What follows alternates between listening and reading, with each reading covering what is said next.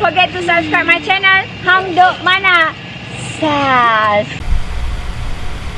Assalamualaikum, selamat datang lagi ke channel Hang Duk Mana. Mari kita dengar respon Datuk Kawamil tentang isu SPRM bongkar katil projek bekal baja bernilai 1.8 bilion. Okey, saya baca berita terkini pula. Kerajaan gantung perlembagaan nafas. Pergantungan itu dibuat selepas lebih seminggu timbul berbagai isu melibatkan badan induk petuang peladang itu. Kita mari kita dengar respon detail Datuk Kawamil. Dia akan tengok komen macam biasa. Berlaku SPRM sedang menyiasat apa yang berlaku dalam penyelewengan dalam nafas 1.8 bilion penyelewengan. Dahsyat. Menurut kenyataan SPRM 1.8 bilion itu. Dan ini nafas ni petani. Baja petani. Baja untuk petani. Iya. Ya Dan Allah, ya Tuanku. sanggup mereka, bagi saya lah, saya tak boleh terima yang ni. Kerana kalau dia nak korup, saya kata kau nak sapu, dia orang kaya sapu lah. Ini peruntukan untuk rakyat, untuk membasmi kemiskinan, supaya mereka dapat mengeluarkan penghasilan lebih baik. Itu sampai hari ini miskin sudah tak dapat selesai. Sebab perompak-perompak penyamun memunggah segala harta yang ada yang telah diamanahkan tu. Betul. Yang ini adalah antara kita tak boleh maafkan. Ya, saya minta SPRM serius dalam soal ini, betul-betul tangkap penjenayah-penjenayah ini, sumbat mereka dalam penjara, rampas harta mereka. Betul. Dan ini pemilik dia ialah petani-petani yang tidak memajukan pertanian mereka. Itu sebab kita punya, kalau kita hasil daripada Thailand dengan hasil daripada Malaysia, itu jauh lebih berkualiti Thailand.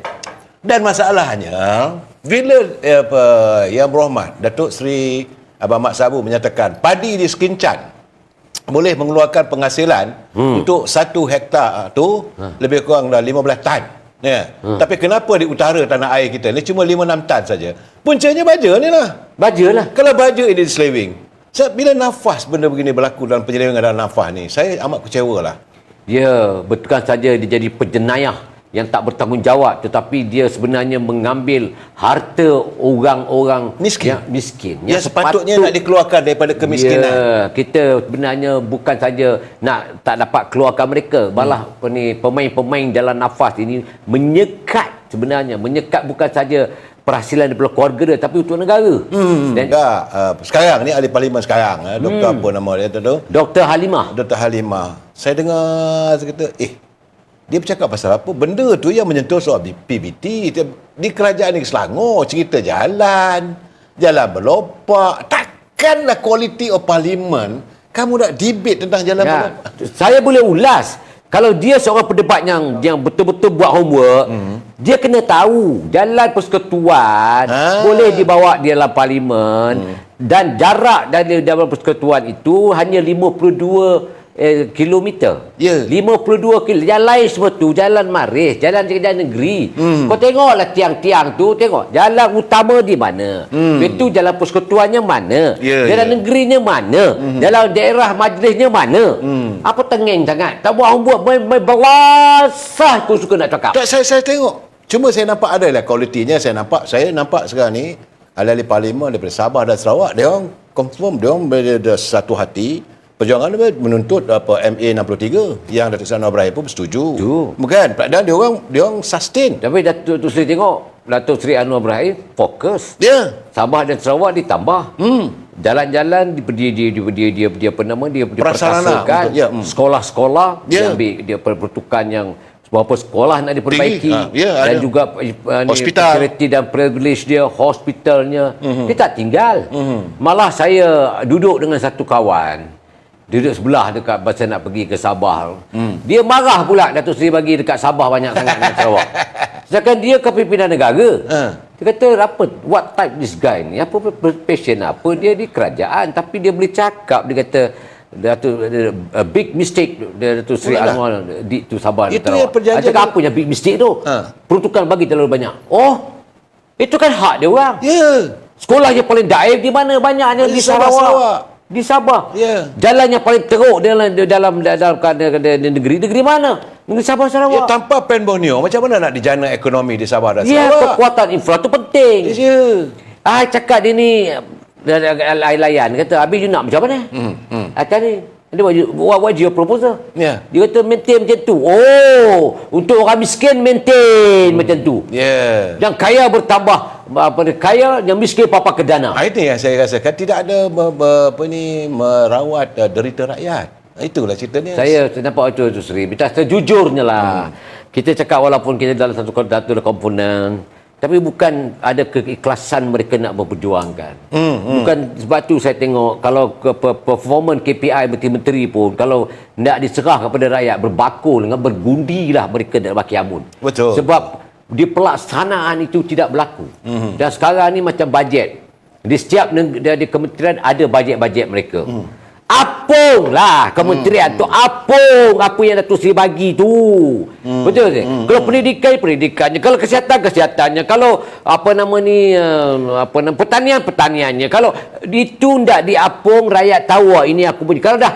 Kalau tak boleh dalam satu jawatan kuasa tindakan yang boleh dibuat secara keseluruhan, buat kementerian. Kamu ada pekerja-pekerja yang boleh membantu untuk materializekan benda ni.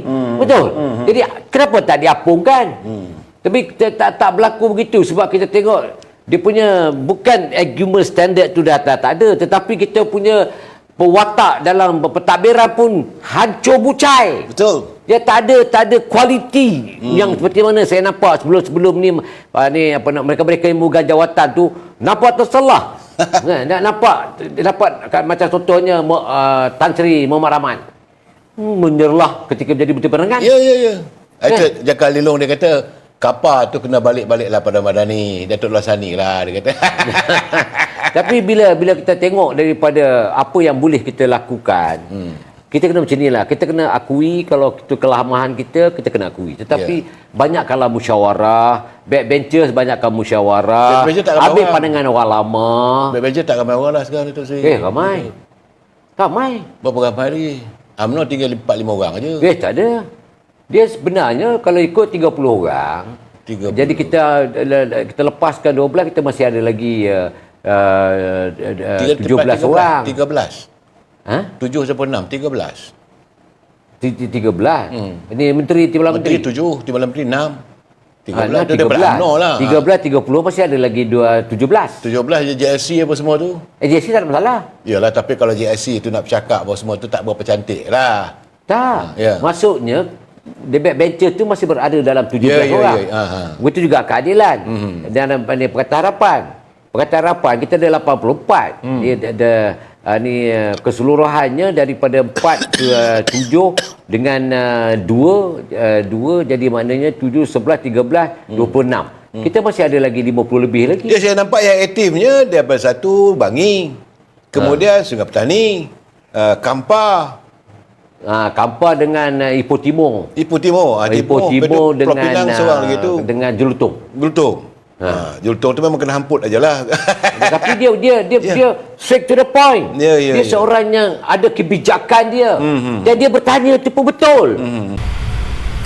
Kita saya baca detail lagi. SPRM membongkar kewilan kartel dalam pengagihan dan pembengkalan kontrak baja padi di sebuah pertubuhan di bawah kawalan sebuah kementerian dianggarkan bernilai 1.8 bilion. Beberapa siri bongkaran dilakukan SPRM dalam tempoh 2 hari ini sekitar Kuala Lumpur, termasuk di pejabat pertubuhan kementerian dan 9 syarikat yang mendapat projek berkaitan. Menurut sumber projek di bawah kementerian ini berjumlah 1.8 bilion dianggarkan kepada pertubuhan terbit bagi tempoh 3 bulan bermula 2001 hingga 2023. Kita macam menyokong kajian apa pada Nabi Ibrahim. Assalamualaikum.